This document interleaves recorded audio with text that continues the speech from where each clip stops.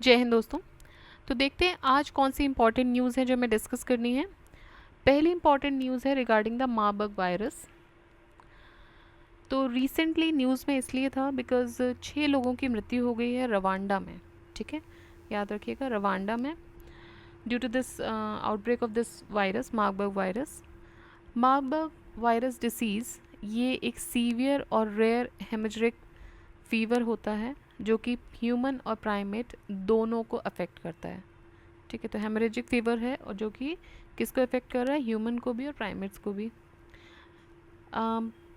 अभी तक जितनी स्टडी हुई है उससे ये पता चला है कि ये सिमिलर है इबोला वायरस के, क्योंकि दोनों ही फाइलोविरिडी फैमिली को बिलोंग करते हैं। This Marburg virus and the Ebola virus दोनों ही फिलोविरिडी फैमिली को बिलोंग करते हैं।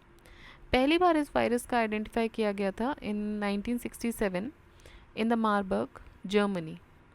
इस वहीं से इसका नाम मार्बर्ग वायरस पड़ा और तब देखा गया था ये ग्रीन मंकीज़ में को इन्फेक्ट कर रहा था। इसका जो होस्ट होता है वो होता है अफ्रीकन फ्रूट बैट, या इसको रोज़ेटो फ्रूट बैट भी बोलते हैं। ये जो आप देख रहे हैं पिक्चर में, यही वो अफ्रीकन फ्रूट बैट है और इसका ट्रांसमिशन होता है through direct contact with bodily fluids. ठीक है, इसकी फैटिलिटी रेट भी बहुत ज़्यादा है, अप टू 88% इसका फैटिलिटी रेट है, फैटल है ये। देखिए, जब भी कोई इंडिविजुअल इन्फेक्ट हो जाता है इस वायरस से फ्रॉम बैट्स, जनरली वो लोग आई वुड से वो लोग देखे गए हैं जिनका काम आइसोलेटेड एरियाज़ में है, केव्स के आसपास है, माइंस में है, जहाँ पे ये बैट्स का बसेरा होता है, वहाँ पे वो लोग थोड़ा सा कंपैरेटिवली जल्दी इन्फेक्ट हो सकते हैं। और एक बार अगर कोई इंडिविजुअल इन्फेक्ट होता है इस बैट से, तो फिर वो human to human transmission easy हो जाता है, डायरेक्ट कॉन्टैक्ट के थ्रू हो सकता है। ठीक है, या तो ब्रोकन स्किन से, म्यूकस मेम्ब्रेन से, फ्लूइड से, ब्लड से, कैसे भी कोई भी बॉडीली फ्लूइड्स के माध्यम से ये डायरेक्ट कांटेक्ट में आ सकते हैं। इवन आप अगर बेड शेयर कर रहे हैं, सेम बेड पे इन्फेक्टेड पर्सन लेटा है, बाद में आप लेटे, उस तरह की चीज़ों से भी अगर बॉडीली फ्लूइड कोई वहाँ पे निकला तो उससे भी इन्फेक्शन हो सकता है। ऑलराइट, सो मार्बर्ग वायरस जो है ये कहाँ पर पाया गया था? जर्मनी में। मार्बर्ग एक जगह है जर्मनी में। रिसेंटली 6 लोगों की मृत्यु हुई इसकी वजह से रवांडा में। तो याद रखिएगा, मार्बर्ग वायरस जो है वो इबोला वायरस की फैमिली का ही है। They both belong to Ebola virus, इसीलिए इसकी सिमिलैरिटी भी देखी जा रही है और फैटिलिटी रेट भी इसका ज़्यादा है। नेक्स्ट देखते हैं, India is bid for permanent membership in UNSC. तो इंडिया देखिए अभी परमानेंट मेंबर नहीं है यूएनएससी का। सो रिसेंटली क्या हुआ कि 79 सेशन होता है यूएन जनरल असेंबली का, और भूटान के जो प्राइम मिनिस्टर थे शेरिंग टॉपके, इन्होंने वहाँ अपना स्ट्रॉन्ग सपोर्ट दिखाया इंडिया के लिए for India's bid for a permanent seat in the reformed UN security council. He emphasised India significant economic growth and leadership with in the global south. तो यहाँ पे भी उन्होंने जितनी भी इंडिया की जो सिग्निफिकेंट इकोनॉमिक ग्रोथ है, लीडरशिप क्वालिटीज़ हैं, उसके बारे में उन्होंने वहाँ पे प्रेज़ किया। सो शेरिंग टॉपके ये प्राइम मिनिस्टर हैं भूटान के। Bhutan recently in 2023 graduated from the least developed country category.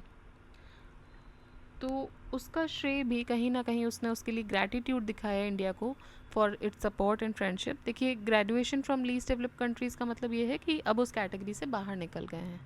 Alright, so least developed countries के कैटेगरी से बाहर निकल गए हैं और ये 2023 के एंड में ये हुआ था। कुछ 7 कंट्रीज़ निकली थी and Bhutan was one of them, and for this also Bhutan showed gratitude towards India. साथ ही साथ भूटान ने जापान के लिए भी अपना सपोर्ट रेज़ किया।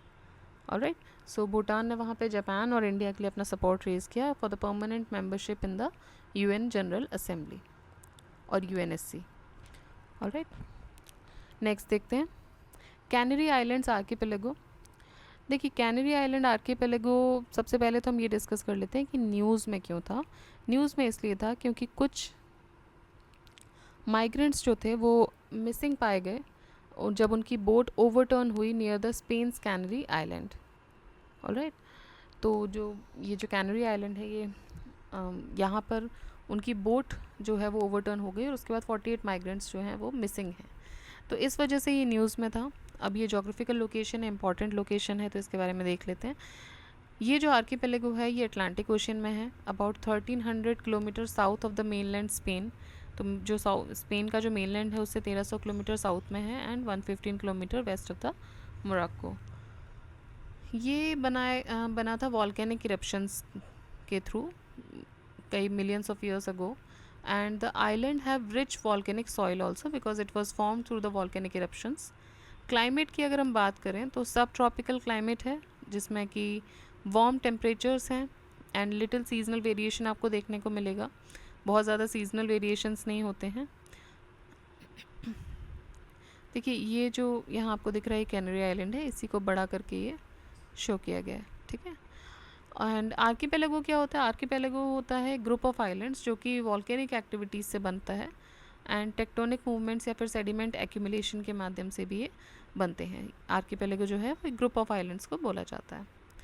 न्यूज़ में क्या होता है वो हमने डिस्कस कर ही लिया है, क्योंकि 48 माइग्रेंट्स जो है वो मिसिंग है। अब देखिए इसी तरह की जो न्यूज़ होती हैं, although this is a very sad incident, but कहीं ना कहीं कैनरी आइलैंड्स को भी शो कर रहा है वर्ल्ड के प्लेटफॉर्म पे, न्यूज़ में आएगा। तो अब आपके लिए इम्पॉर्टेंट हो जाते हैं उसकी कुछ जोग्राफिकल लोकेशंस वगैरह, तो ध्यान दीजिएगा इस पर, ठीक है। नेक्स्ट देखते हैं। नेक्स्ट है Peechi wildlife sanctuary. Peechi wildlife sanctuary जो है, या फिर इसका पूरा नाम अगर हम देखें तो पीची वाजानी वाइल्ड लाइफ सेंचुरी है ये। देखिए ये है केरला में, केरला के थ्रिसूर डिस्ट्रिक्ट में लोकेटेड है, और 1958 में ये इस्टेब्लिश की गई थी। 125 किलोमीटर एरिया कुछ कवर करती है ये, और ये लोकेटेड है in the catchment area of Peechi and Vazhani dams. तो पीची और वजानी डैम्स का जो कैचमेंट एरिया है वहाँ पर ये लोकेटेड है, और ये पालापल्ली नेलियमपति फॉरेस्ट का पार्ट है। रिसेंटली क्या होता है, यहाँ पर एक फ़ीमेल एलिफेंट की डेथ हो जाती है, किससे? इलेक्ट्रोक्यूशन से ना, करंट बिजली से। और ये कहाँ पर होती है? नियर अ ट्राइबल कॉलोनी जो कि इसी वाइल्ड लाइफ सेंचुरी से जुड़ी हुई थी, इसी के आसपास थी। तो इसलिए ये न्यूज़ में आया Peechi Vazhani wildlife sanctuary. And again this is a very sad incident, वहाँ पे एक फ़ीमेल एलिफेंट की डेथ हो जाती है फ्रॉम इलेक्ट्रोक्यूशन। तो पीची वाजानी वाइल्ड लाइफ सेंचुरी अगर हम देखें, सो दिस इज़ केरला, और यहाँ पर ये लोकेटेड है। This is the Thrissur division. ये वाजानी रेजर्वॉयर है और ये पीची रेजर्वॉयर है, और ये पूरा पीची वाजानी वाइल्ड लाइफ सेंचुरी का लोकेशन है, ठीक है। नेक्स्ट देखते हैं पीएम सूर्य घर मुफ्त बिजली योजना। प्रधानमंत्री सूर्य घर मुफ्त बिजली योजना क्या है ये? तो ये अप्रूव की गई थी गवर्नमेंट ऑफ इंडिया के द्वारा 29 फरवरी 2024 को। क्यों किया गया? जिससे कि जो शेयर है सोलर रूफटॉप कैपेसिटी का वो बढ़े, एंड साथ ही साथ जो रेजिडेंशियल हाउस होल्ड्स हैं, जो नॉर्मल हाउस होल्ड जैसे हम लोगों के जो हाउस होल्ड्स हैं, वो अपनी बिजली खुद पैदा करें। कैसे? By installing the solar plates, ठीक है। सोलर कैपेसिटी को बढ़ाया जा सके और अपनी बिजली खुद जनरेट की जा सके। इसको इम्प्लीमेंट किया गया है टिल 26-27। ये इम्प्लीमेंट हुआ है by national programme implementation agency and at national level, और state implementation agency at state level. Scheme subsidy देगी 60% का of solar unit cost for systems up to 2 kilowatt capacity. तो अगर आप 2 किलोवाट कैपेसिटी तक की प्लेट्स लगवा रहे हैं तो 60% आपको सब्सिडी मिलेगी, और अगर आप 2 से 3 किलोवाट की प्लेट्स लगवा रहे हैं तो आपको 40% एडिशनल सिस्टम का कॉस्ट दिया जाएगा। अगर हम कैपेसिटी की बात करें, अभी तक जो सर्वे के बाद इस योजना के इस्टेब्लिश होने के बाद जो सर्वे हुआ है उसमें अगर हम बात करें तो गुजरात इसमें लीड कर रहा है in the rooftop solar capacity with 4195 megawatt. इसके बाद महाराष्ट्र आता है सेकंड नंबर पे 2487 मेगावाट, और उसके बाद राजस्थान आता है 1269 मेगावाट। तो टॉप 3 में अगर हम देखें तो गुजरात, महाराष्ट्र और राजस्थान रूफटॉप सोलर कैपेसिटी में ये टॉप 3 में आ रहे हैं। इंडिया का total installed rooftop power capacity अगर हम देखें तो ये है 13,889 13,889 मेगावाट। तो ये बात हो रही है installed rooftop solar power capacity की, ये इंडिया की बात हो रही है, ऑलराइट। और इसमें टॉप कौन सा स्टेट आया है? गुजरात आया है। अब देखते हैं क्वेश्चन ऑफ द डे। तो क्वेश्चन ऑफ द डे ये है कि जापान के नए प्राइम मिनिस्टर कौन बनाए गए? Who has been chosen as the new prime minister of Japan after the resignation of Fumio Kishida.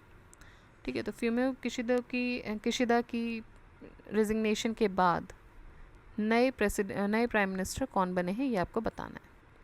Alright, I hope ये आपके लिए कहीं ना कहीं हेल्पफुल हो रहा होगा।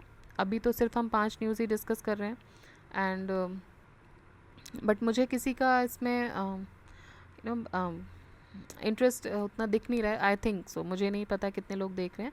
बट अगर आपको कुछ चेंजेस चाहिए, because I haven't seen anyone answering the most easiest question which have been asked, और इसीलिए मैं सबसे ईजी क्वेश्चन डालती हूँ कि इससे ईजी कुछ हो नहीं सकता फॉर द डे। ये हफ्ते का एक क्वेश्चन रहता है आपके पास, but no one is bothering to answer this, so I think you do not have any interest, but still I will continue with this, because अगर कोई 2 लोग भी देख रहे हैं उनके लिए हेल्पफुल है तो I will continue with this and I will also try to increase the number. So वो तभी हो सकता है कि जब मुझे पता चले कि लोगों का इंटरेस्ट है, so that is up to you. बाकी अगर हेल्पफुल है तो आप इसको कंटिन्यू करते रहिए and keep revising, keep reading. जय हिंद, जय भारत।